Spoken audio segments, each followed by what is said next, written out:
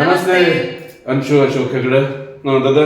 ಹಾ. ಇವತ್ತಿನ ಬ್ಲಾಗಲ್ಲಿ ಏನು ಮಾತಾಡ್ತೆ, ಯಾಕಂದ್ರೆ ನೀನೇ ಈಗ ಏನು ಅಂತಂದ್ರೆ ಲೀಡರ್ಶಿಪ್ ನಿಮ್ಗೆ ಯಜಮಾನ್ತನಕ್ಕೆ ನಿನ್ಗೆ ಬಿಟ್ಕೊಟ್ಟಿದ್ದೀನಿ. ಸೊ ನಿನ್ನ ಹಿಂದೆ ನಾನು ಹಂಗಾಗಿ ಇವತ್ತಿನ ಸಬ್ಜೆಕ್ಟ್ ಅಂತ ಓಕೆ, ಇವತ್ತಿನ subject actually very simple, but sometimes it can also complicate a relationship.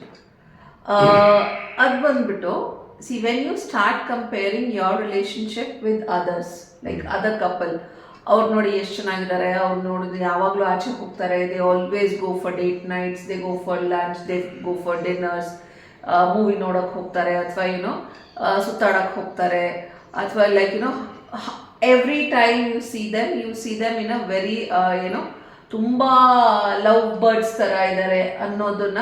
So when people present it that way ಅಂತ ಅವ್ರಿಗೆ ಹಂಗೆ ಅನ್ಸುತ್ತೆ. ಬಟ್ ಅದೇ ನಮ್ಮ ರಿಲೇಶನ್ಶಿಪ್ಪಲ್ಲಿ ಅದು ಎಲ್ಲೋ ಏನೋ ಹಿಂದೆ ಹೋಗ್ಬಿಟ್ಟಿದೆ. So when they start comparing, C if they take it in a positive manner it is fine, but ಅದನ್ನು ನೆಗೆಟಿವ್ ವೇಯಲ್ಲಿ ತಗೊಳ್ಳೋದಾಗ ಅದು ಏನು ಪರಿಣಾಮ ಬೀಳುತ್ತೆ ಅಂತ ನಿಮ್ಮ ಅಲ್ಲ. ನನಗೆ ಏನು ಅನಿಸ್ತು ಅಂತಂದ್ರೆ ದತ್ತ,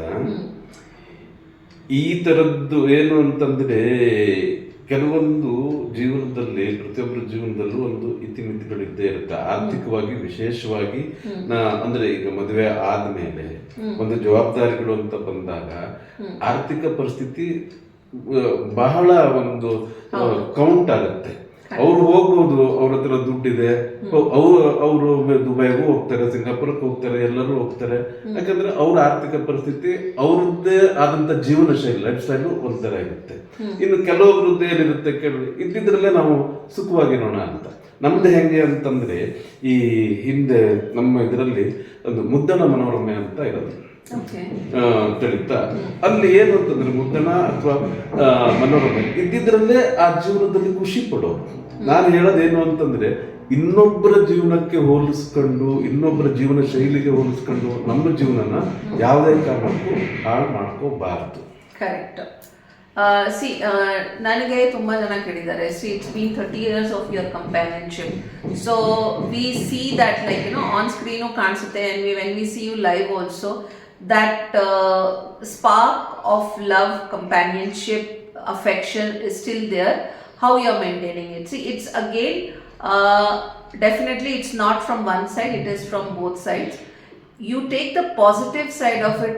ನಿಮ್ಮಲ್ಲಿ ಹಿಂಗಿದೆ ಬಟ್ ನಮ್ಮಲ್ಲಿ ಹಂಗಿಲ್ಲ ಅಂತ ಹೇಳ್ಬಿಟ್ಟು ಜಗಳ ಆಡೋದು ಬೇಡ. ಅದನ್ನ ಹೆಂಗೆ ಸರಿಪಡಿಸ್ಬೇಕು ಅನ್ನೋದನ್ನ ನೀವು ಯೋಚನೆ ಮಾಡಬೇಕು. ಒಂದು ನಿಮಿಷ.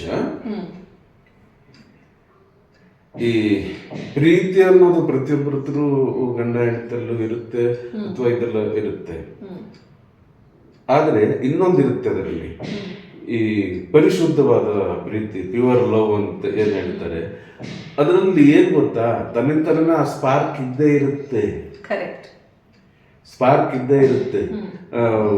ಏನೋ ಸುಮ್ಮನೆ 4 ಜನ ಕಂಡಿದ್ರಿ ಹಾಯ್ದದ್ದ ಬಟ್ ಮನೆ ಒಳಗಿನ ಇದಿರುತ್ತಲ್ಲ, ಅದು ನಿಜವಾದ ಪ್ರೀತಿ ಇದ್ದಾಗಲೇನೆ ಈ 30 ವರ್ಷದ ಜರ್ನಿ, ಅದರಿಗಿಂತ ಮುಂದೆ ಉಸಿರಿರೋ ತನಕ ಜರ್ನಿ. ಒಳಗಿನ ಪ್ರೀತಿ ಜೀವನದ ಭದ್ರತೆಗೆ ಒಂದು ನಾಂದಿ ಮತ್ತೆ ಹಾದಿ. ಮುಂದೆ ನೀನ್ ಮಾತಾಡ.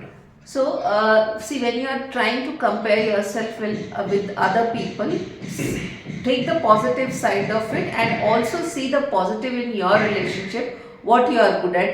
I think that would work out better to make it in a more appropriate way, more good way, and maybe that the lost spark will come back in your relationship. So do think about it and let us know. Namaste.